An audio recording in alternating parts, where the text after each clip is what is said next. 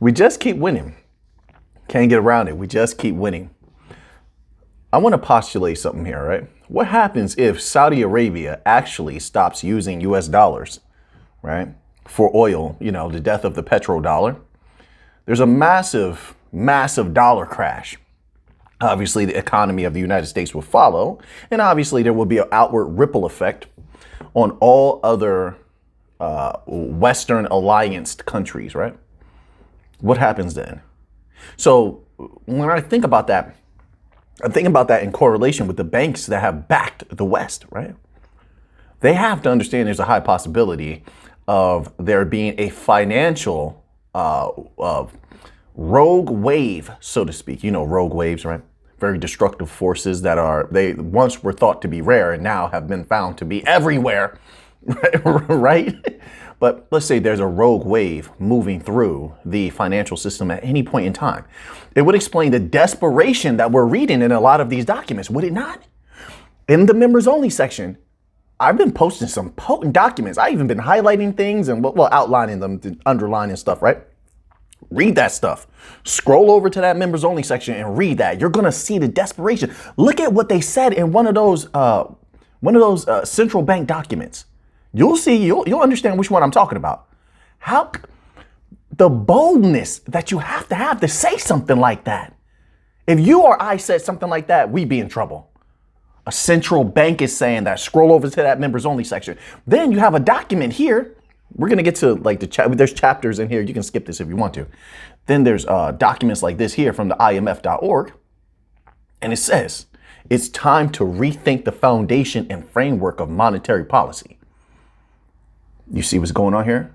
They're getting desperate. Times are changing. The banks are accepting that reality.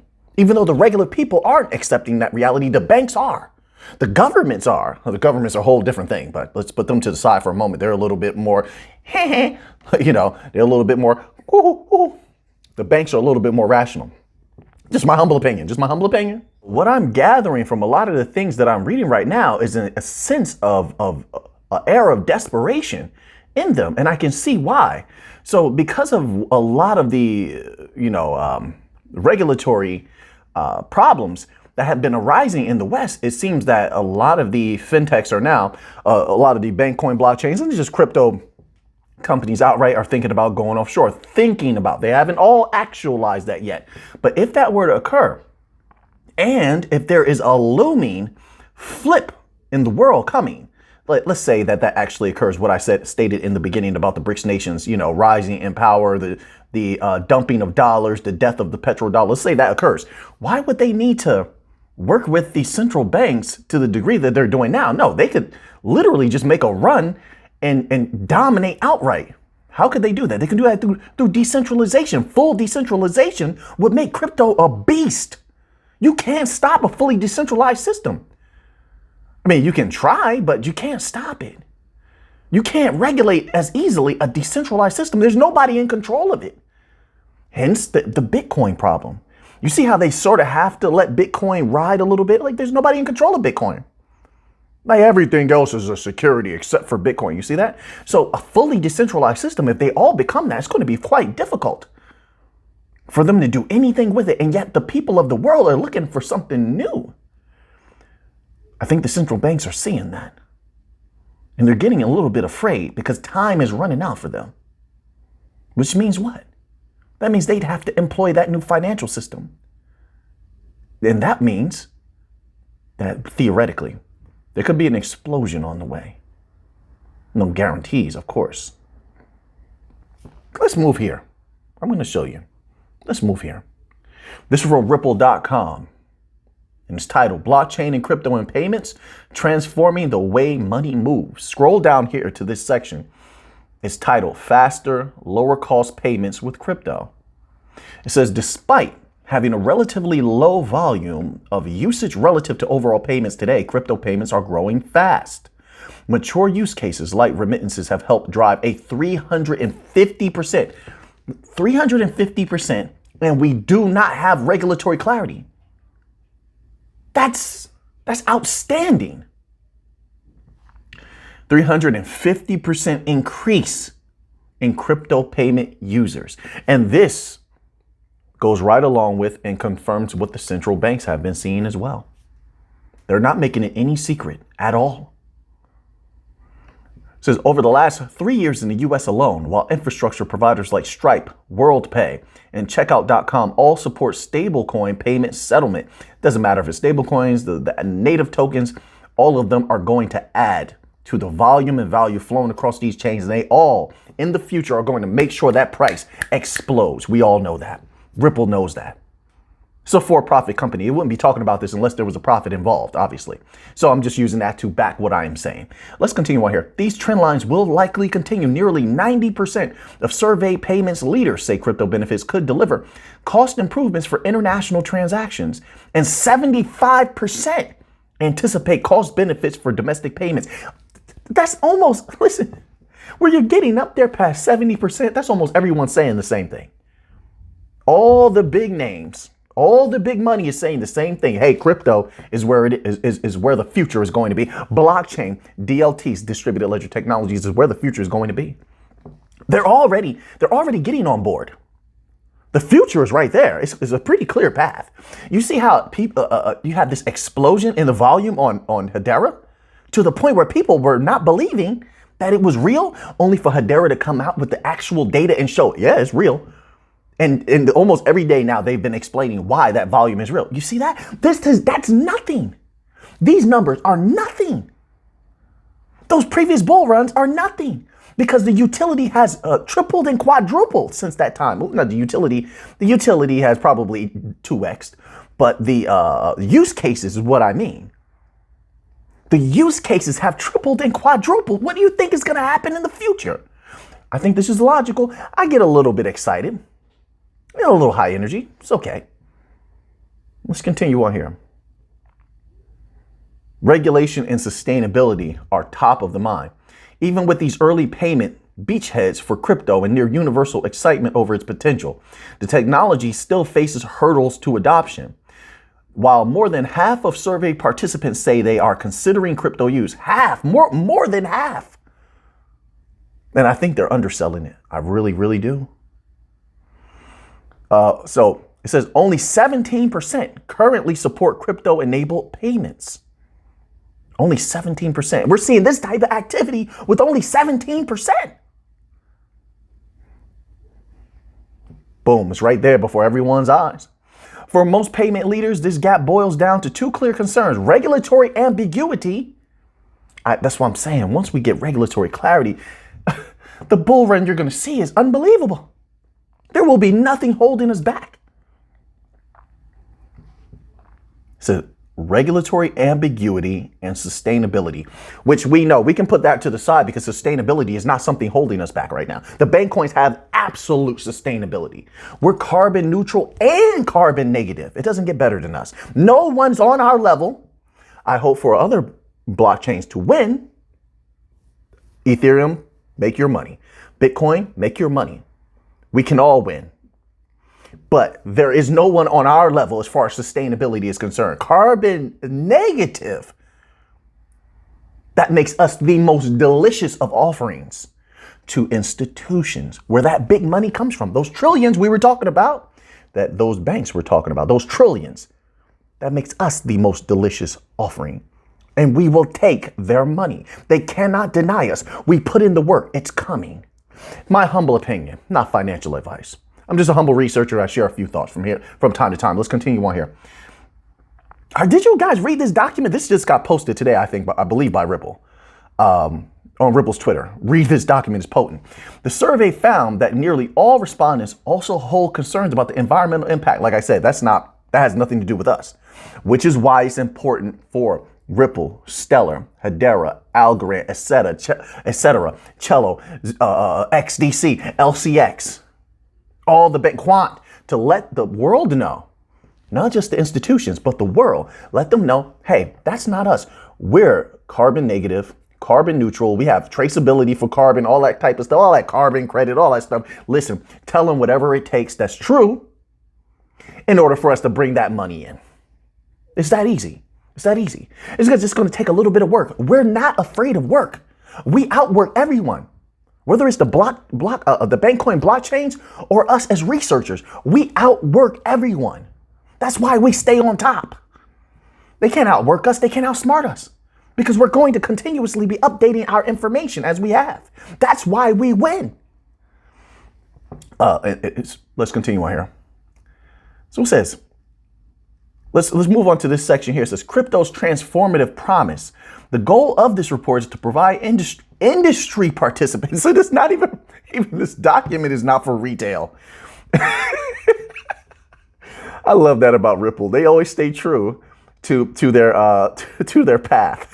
This goal of this report is to provide industry participants with a deeper understanding of crypto's use today, the expectations and concerns that could impact future adoption, and where it has the potential to produce the greatest change. Ultimately, it finds that payment leaders understand the power of blockchain and crypto to transform global money movements. All right, so once again, we're dominating outright. Full-scale domination as far as what I can see. Once again, if you're in the members only section, okay, remember to go over to my channel, the members only section, scroll down, check out those documents I've been posting. Some of them are eye openers, in my humble opinion. That's how I felt. They're telling a lot. They're telling. Let's move on here.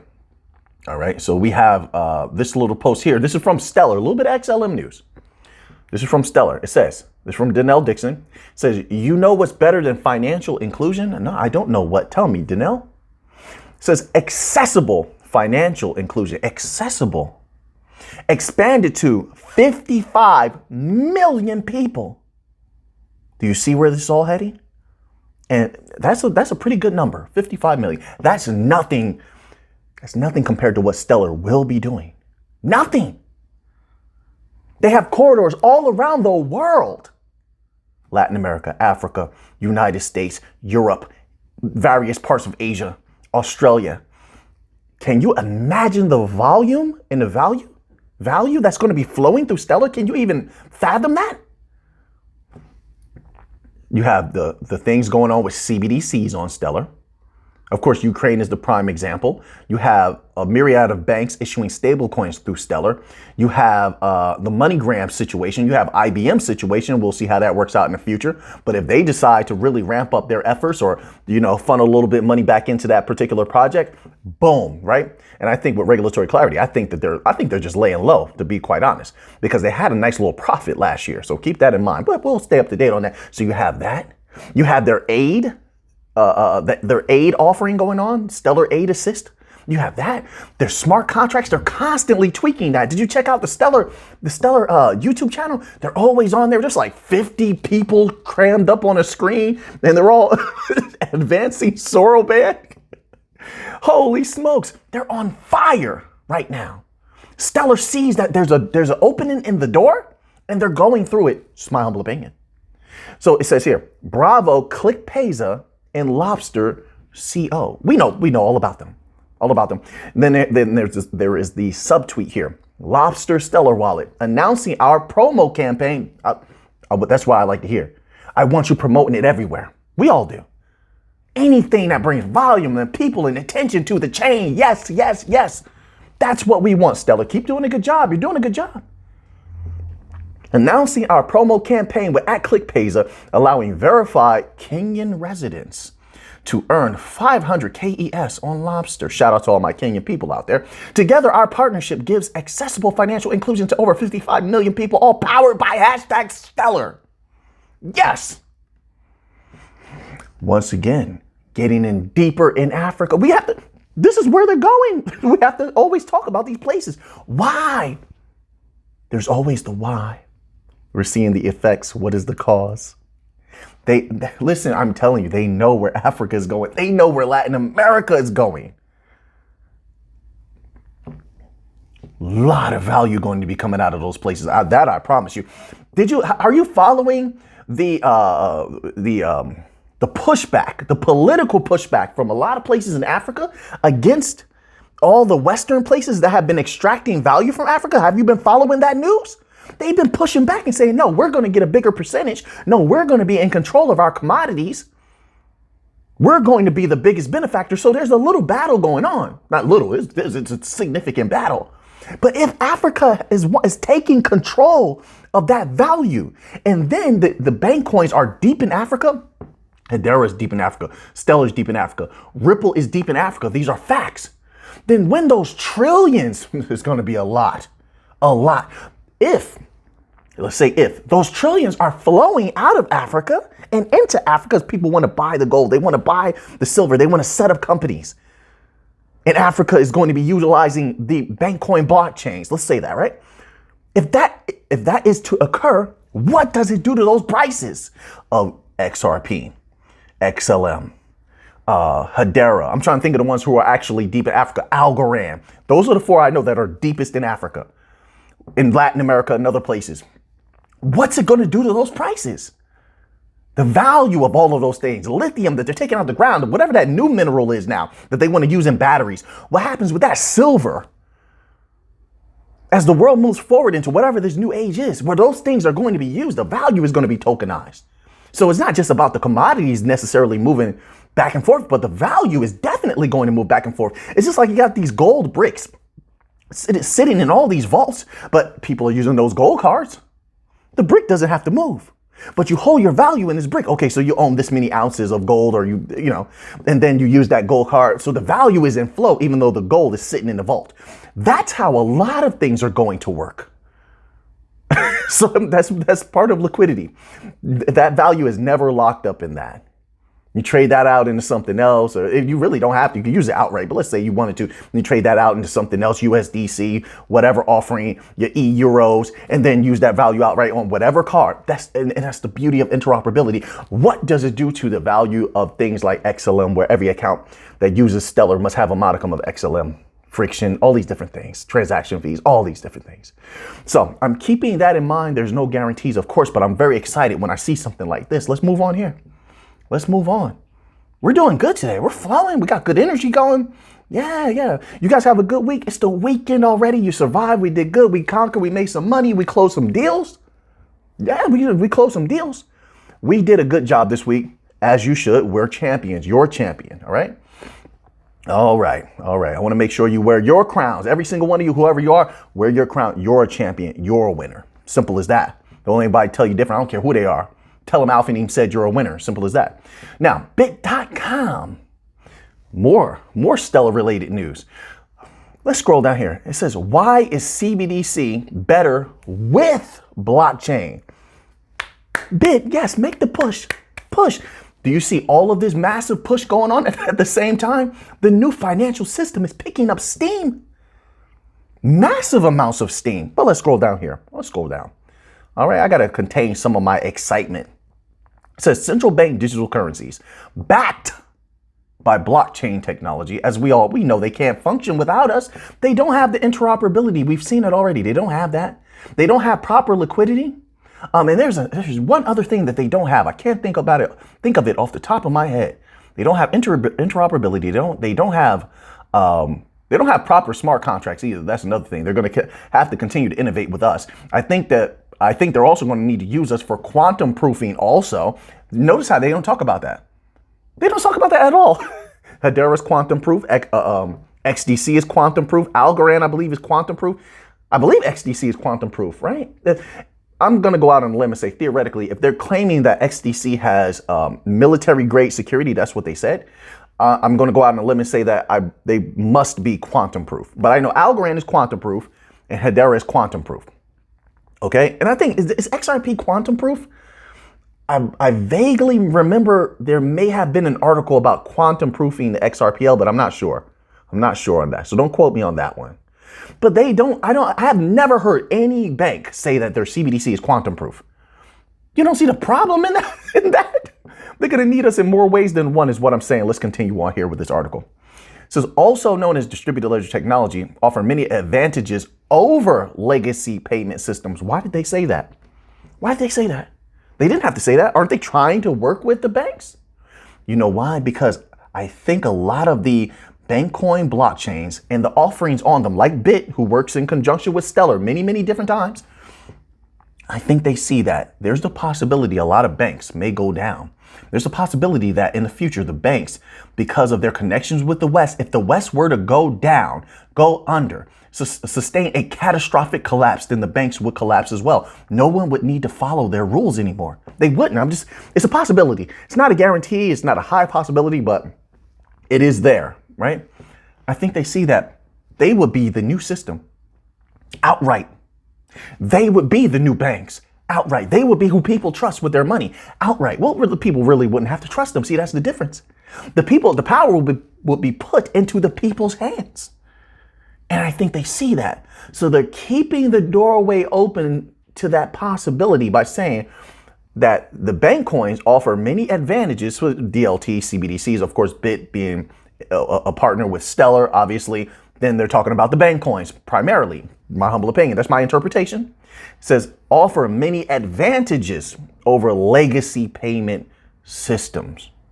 Let's scroll down here. All right. So I want to read this little tidbit here.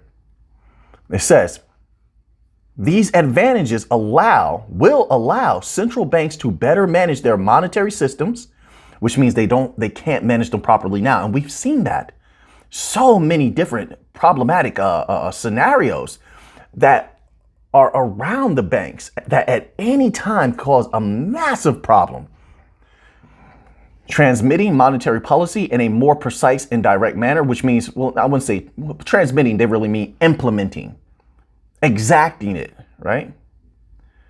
Decrease costs for consumers and increase efficiencies in economies that will allow for greater economic growth, innovation, and inclusion. So pretty much in every facet, they improve the CBDC. They improve the banking system as a whole, which means that the banking system can't compete with us if we do more than them. We do what they do, and we can do more. So we are better than them. This is why they want to congeal with us. Just one more reason. But I thought that this article here, which is titled, Why is CBDC Better with Blockchain? Very, very interesting on bit.com. So go check it out if you want to read it yourself. This is a good article here. Functionality. DLT-based CBDC systems allow for functionality that does not exist in any other financial infrastructure. So all those legacy offerings they're trying to build, this is what we've been saying for years. They can't compete with us. Oh, we're going to come up with something to compete with blockchain, compete with DLT. No, they're not. They have nothing yet. They have nothing. That's why they're congealing with us. They're constantly bringing us into their faster payments councils, faster payments task force, International Monetary Fund advisory boards, the Bank of England advisory board, right? On and on ad infinitum. Well, at least it seems that way, right? Let's move on to another article here because I could stay on that all day. I really could. It gets me excited just talking about it. Hopefully my thoughts are coming out clearly. I don't know if they are or not. So we're gonna start here, man. This is from Cointelegraph. It's about Algorand, mighty Algorand. Everywhere we go, people wanna know who we are, so we tell them. I'm holding bank coins, mighty bank coins. And Algorand is one of them. Algorand, that was random, right? Hey, that's what we do here. Algorand to drive Web3 adoption in India. More India activities. They're running that health offering in India right now, trying to bring in a lot of different individuals, a lot of major partnerships. We're waiting on an update from that. It may take a little bit of time. Look, I just want them to close those deals. That's it. I'm patient. Do what you have to do.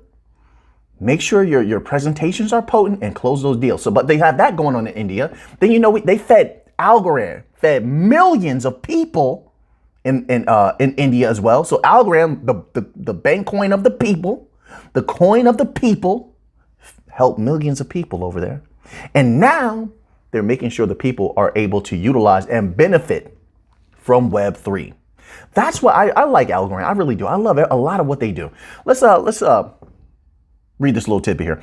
Algorand has partnered with several educational institutions and schools to create programs for faculty members, students, and businesses looking to jump into Web3. You mean to tell me they're not going to dominate? Algorand is educating people in India, Africa, the United States, Latin America.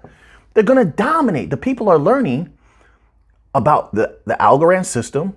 They're seeing the benefits of it, and they're going to be thankful to say, hey, thank you. We appreciate this these classes you're offering, because not many other distributed ledger technology companies are even making efforts. They don't care. When you show people you care, a lot of times, not all the time, but a lot of times that love and that care is reciprocated. That's important. The people are a part of the ecosystem, right? And this is showing love to that ecosystem. Is going to be very, very beneficial to them in the future, in my humble opinion. It says, in an announcement sent to Cointelegraph, the Algorand team said it partnered with Nehru Technological University, Hyderabad, and the Indian School of Business to launch educational programs. This includes programs for faculty development and student developer training. Additionally, the firm will host a masterclass for businesses looking to dive into Web3 space. Anil Kakani, Algorand's recently appointed country head for India, said that the partnership aimed to build sustainable impact. He explained, quote, "We are ready to take center stage in India." Center stage. Wow. That is a powerful statement. And across the globe to fuel world-changing solutions to improve access to financial services. You know why I say that's powerful? I wouldn't say that for a lot of other companies. But because Algorand has always said something and then done it, then they know they're going to be held to that. Now that it's been said, now we're all going to be watching. Can they do it? And really, we shouldn't ask that question. Honest, to be quite honest, they've proven it over and over again. It was one time they came out, they said, oh, we're going to do that. And then they did it, right? We're going to expand the ecosystem. Then remember when the ecosystem completely exploded and then everybody's putting up the pictures of how many different partnerships and ecosystem, developers, builders, whatever you want to call it, companies are using it. It was mind blowing. I think the most mind blowing ecosystems are Algorand and VeChain. People don't like to talk about VeChain, even though if you look at the activities that are going on with China and you understand the relationship VeChain has with China, whoa, Nelly. VeChain is one of our utility coins. Whoa, Nelly. Boom. We'll see what happens. We'll keep an eye on that. But Algorand's ecosystem, yeah, they kept their word on that. They said they were going to start helping people. They did that. Like, I mean, everything they've said, they've done. They're people of their word. So when they're saying this, better believe they're going to go after it with everything they have. And that's exciting, right? It says, apart from the educational sector, the company is also trying to tap into country's startups. They're bringing the businesses in. Algorand just keeps on winning. Algorand also announced a partnership with T-Hub, an innovation center based in Hyderabad. According to T-Hub CEO Srinivas Rao Mahankali, the partnership will help local startups access capital from across the world and scale their projects globally. They're winning. Of course, United States can't win. No. They're powers. I'm just going to phrase it like that. Said they can't win. Everybody else is winning. Well, you know what? Let me not frustrate myself thinking about that right now. Let's go to another tweet here from Algorand Foundation. It goes as such. Name a better duo. We'll wait. Wait, what? Wait a minute. Hey, Algorand. I swear, I feel like some people are watching my videos. I do. I mean, maybe they're probably not, but I swear, because like they say some stuff sometimes. Anyway, we'll wait. Our collaboration with Run on Flux will enable greater innovation and collaboration within the blockchain ecosystem and will help to secure truly decentralized infrastructure for Web3 apps. Then they have the subtweet here. It says, big news for the hashtag Web3 world. Our collaboration with Algorand has led to the creation of a parallel asset that connects both ecosystems. So they're growing in power. And that's what I'd like to see. Let's move on to another article here. All right. So then we have this article here on politico.eu, and it's titled Euro Shakeup, European Central Bank Digital Currency. Let's begin right here. It says, under a cloak of secrecy, in the frozen hinterlands of Lapland, Eurozone central bank governors will gather this week to thrash out how to sell a digital upgrade of the Euro project to a skeptical public, and they should be very skeptical. I mean, not every central bank is the same. Not every CBDC is going to be the same. Not every government is the same. But I'm going to say, particularly in Europe, yes, I will be concerned. Just from what I've been hearing and what they've been saying in that particular region, yeah, I would be very skeptical and doubtful of the intentions of those particular bankers over there. Yeah, so I'm with the people on that one. I will take your money. I will take the bank's money 100%. I'm still going to take that money and then reallocate it properly. But I'm going to doubt you because, yeah, you don't have good intentions typically, right? But it's coming whether the people like it or not. They're going to find a way to force this stuff in. They always do. That's how it is.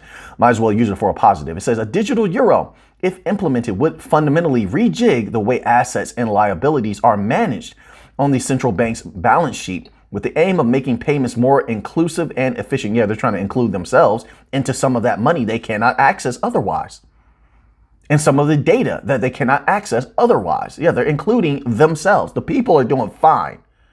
The people around the world are going to find a way to survive one way or the other without these systems or with them. The people are highly adaptable. The elites, not so much. It says, but the move brings implications for financial stability and privacy amid limited engagement with ordinary people. Well, let me say this on financial stability. What it's going to do is that depending on the way that they choose to go about this, they may or may not step on the toes of the commercial banks, the smaller banks, which the smaller banks are already looking at them with a side eye and they're highly upset. We covered an article recently about the small banks going at crypto for the very same thing, for stepping on their toes. And they're going to say to themselves, wait a minute, what are you doing? Are you trying to deal with our customers directly? Now, the central banks, well, at least the Bank of International Settlements has said, no, we're not going to deal with your customers directly. Obviously, that's stealing business and then renders them useless, right? But the European Central Bank and a lot of the banks over there in Europe, yeah, their verbiage has been quite peculiar as of late, right? I mean, who was it? Was it Fabio Panetta? One of those recent transcripts from Fabio Panetta? That was highly questionable, a lot of what he was saying. And I asked myself, I said, whoa, are they trying to step on the toes of the small banks, the commercial banks? And then if you watch that video that I posted, okay, with that particular banker talking, it was at the 30-minute mark. Once again, members only section, watch that video. It was like at the 33-minute mark on. Listen to what they're saying. It even seems that some of the more reasonable banks are speaking in ways that seem like they may step on the toes of the commercial banks. That would mean that there's going to be, do you understand the implications of that? My word, there's a lot of chaos going on right now. Whether it's on purpose or not, there's a lot of chaos not only occurring now, but it looks like into the foreseeable future. The legacy system in particular, they're going to have major problems. But let's continue on here. So that's why I think about financial stability. That's where they really have to worry about it. You know, not to mention, they're still susceptible to mass bank runs. The adoption of the euro, by contrast, was preceded by years of often heated and ultimately healthy political discussion. Debate surrounding the pros and cons of adopting a central bank digital currency has so far been largely confined to technocratic and academic circles. In recent months, the opacity and lack of public involvement have been noticed by many on the political fringes. Celebrities like redacted, I'm not going to say these people's names. Let me scroll down here. Why are they talking about celebrities? You have to just stick a celebrity in there, don't you? Their word doesn't mean anything. They're not up to date. They're not educated enough on these particular topics for their word to hold any weight. They're just going off of emotion. That's not what I need to hear here. I need facts. Let's move on. Let's see if you give us some. It says, this section is titled, Who Told You That? Okay, so I guess it's about information. While the fact of Wednesday's meeting in the Finnish region of Inari has been made public, its agenda hasn't. Politico has learned its attendees, governors of the 20 central banks of the Eurozone and 6 members of the ECB's executive board. Whoa. So something major is going down, folks. We'll discuss, among other topics, how best to persuade the public that a virtual extension of Euro banknotes and coins is worth having and poses no threat to democracy or liberties. Are you serious right now? What? Wow. You're asking, they're literally trying to float the idea of the people handing over their full unadulterated trust to entities that have been otherwise, you know, as far as trust. Quote, who told you that? Ireland's central bank governor, Gabriel Malcoot, I almost said Malcoot, but yeah, might as well say Malcoot. They're all stuck in his lower region, his lower realm of Malcoot. Yeah, lower vibratory existence, right? Anyway, but that's funny. Asked when Politico questioned him on the Lapland conversations in an interview. He refused to be drawn on the discussion further, but added, quote, the world is moving in the direction of digital. Exactly. Hand us that money. Hand us that money. You can't do it without us. You know you can't. You don't have access to corridors, interoperability, smart contracts, or your smart contract capability is almost none. You lack liquidity. You're you're at risk to bank runs. You're not quantum proof. I mean, I could go on and on. Yes, it is digital indeed, more so than I think the central banks know. They're overestimating themselves and underestimating our capabilities. But that's their problem. Quote, it will be wrong for the state, not just the central banking world, but the state to decide that it's going to opt out of providing a fiat currency that is digital and leave it entirely to the private sector. And that's their fear. Thank you for telling. You told. You're afraid that we're going to do everything and then we're going to reap the benefits. And we are, to a large degree. That's why instead of trying to hold us back while you catch up, right? You are working with us. To a certain degree, you're working with us, no problem, yeah. But you should be fully trying to congeal with us. And this is why you're speeding up the timeline. Look at how you're rushing towards releasing CBDCs now, out of nowhere, seemingly. Of course, there's always a cause for every effect. But you're rushing the system because you know you don't have a lot of time. And that money flood is coming right to us. It's a beautiful thing. Let's move on to another article here. Appreciate everyone being here today. I want to get to, we have about 7 to 8 articles left. I don't want to keep you here too long. It says, this is from the HBAR Foundation. It says, we're excited to announce that following the great success of the first cohort at Lumos Labs HQ is launching its second hatch, hashtag Web3 accelerator for Indian hashtag Web3 developers looking to build in the Hedera ecosystem. So Hedera continues to surge forward, expand, grow in strength. And I'm very happy to see that. I definitely think the future is bright for Hedera. Here's another string of tweets here. This is directly from Hedera. That previous one was from HBAR Foundation. It says, this year, the hashtag Hedera network has seen a sustained and massive uptick in transaction volume. The bulk of it being the result of increased hashtag enterprise utilization of the Hedera Consensus Service, HCS, as a decentralized public notary and system of immutable record. Year to date, the Hedera mainnet has processed over 2 billion transactions, averaging almost 400 TPS consistently. This unprecedented activity in Web3 has welcomed a huge amount of FUD regarding the validity of these transactions and whether their inclusion in our TPS count is misleading. If you think this is something, you haven't seen anything yet. You haven't seen anything yet. The game hasn't even begun to be played as of now. This is like the pre-game. But yes, I understand where people are coming from. But here, Hedera provides the data, as they have many times, proving what is actually taking place on chain. So now I want to get to this IMF document here. It's on imf.org and it's titled POV, Time for Change. It's time to rethink the foundation and framework of monetary policy. Let's scroll down here. And it says, the triggering events, notably trade and production disruption, owing to the redacted and the redacted in redacted, were supply side events. These were considered outside the remit of monetary policy.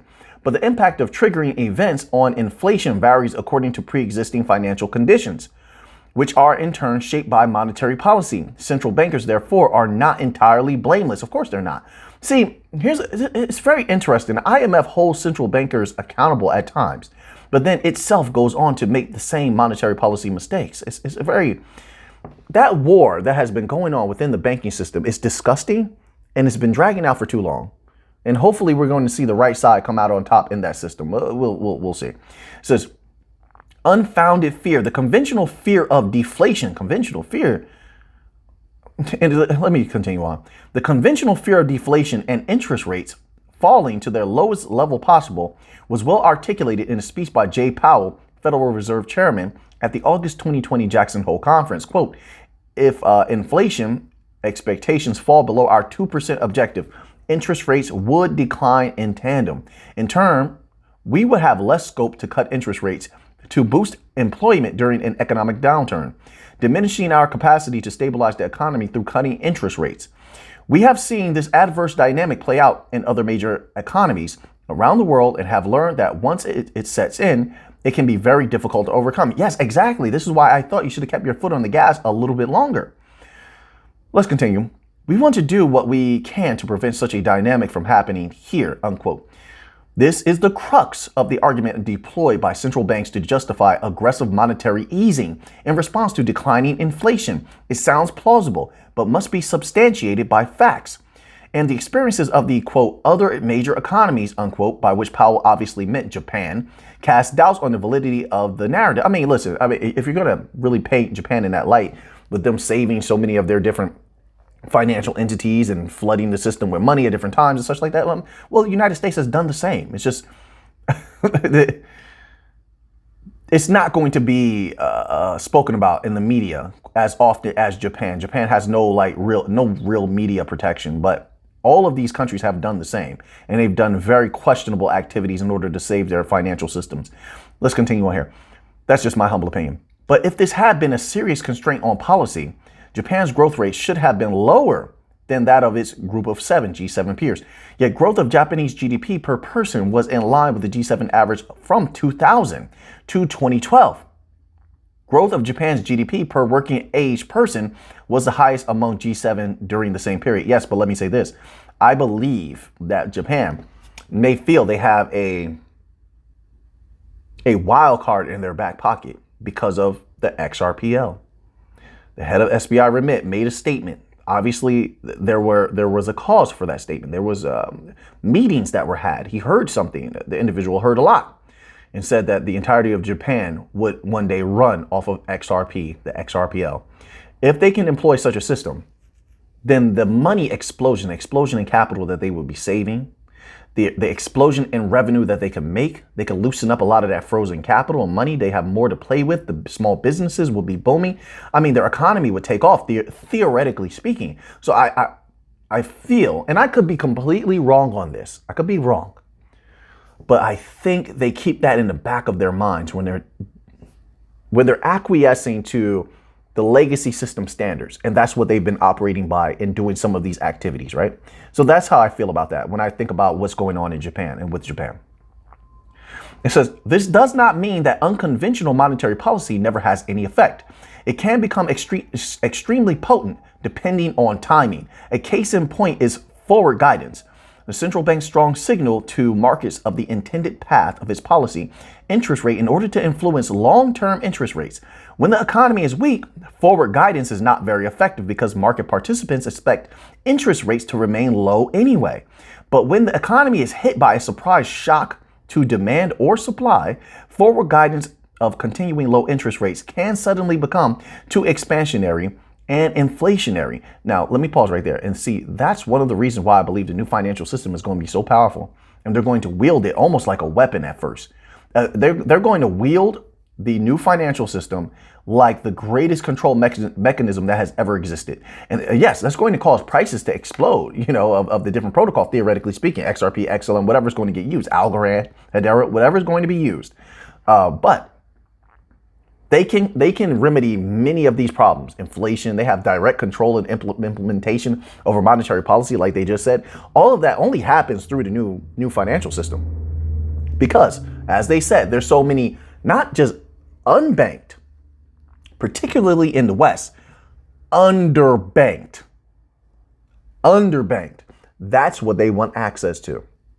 They can't get that access right now directly, but they can get it through the bank coins, the bank coin blockchains, right?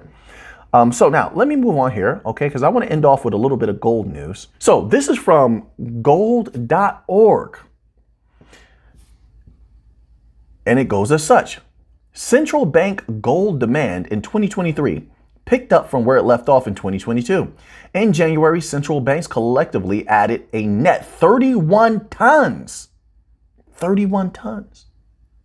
to global gold reserves, plus 16% month over month. This was also comfortably within the 20 to 60 foot range. My apologies. 20 to 60 ton range of reported purchases, which has been in place over the last 10 consecutive months of net buying. Activity was relatively concentrated during the month, with only 3 banks accounting for gross purchases of 44 tons and 1 bank offsetting this with 12 ton of sales. The largest reported purchaser in 2022 was also the largest buyer in January. The Central Bank of Turkey added 23 tons to its official gold reserves, which now stand at 565 tons. Holy smokes.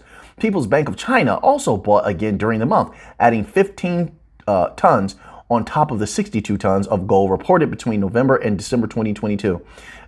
They're preparing, everyone. Why do you think they're increasing their gold store so much? And what do you think is going to happen to the price of gold should there be an economic collapse of any kind? Especially in the West, that would drag everyone else down and people would retreat to gold. What do you think is going to do with that gold price? It would raise. Yeah, it definitely would raise. We'll keep our eye on it, of course. It says European Central Bank reported a near 2-ton rise in its gold reserves in January. However, it was not an outright purchase by the bank.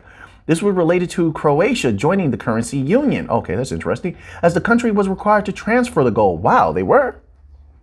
They were required to transfer the gold as part of a larger transfer of reserve assets to the ECB. What? Some business practices, I don't understand that at all. I would never do such a thing. Wow, that's a requirement? I'm just flabbergasted. Wow, let's continue on. The Central Bank of Uzbekistan was the only prominent seller during the month, reducing its official gold reserves by almost 12 tons. Its gold holdings now total 384 tons, 66% of total reserves.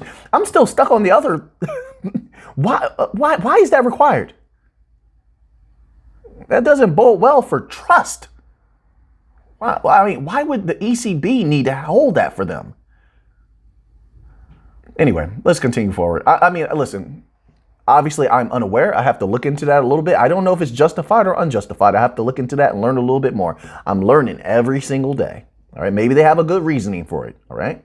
And if you know one, leave it down in the comment section.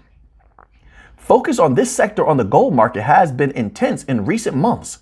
Owing to the record level of buying from central banks in 2022, we have faced questions from some investors on whether central banks will sustain this appetite for gold.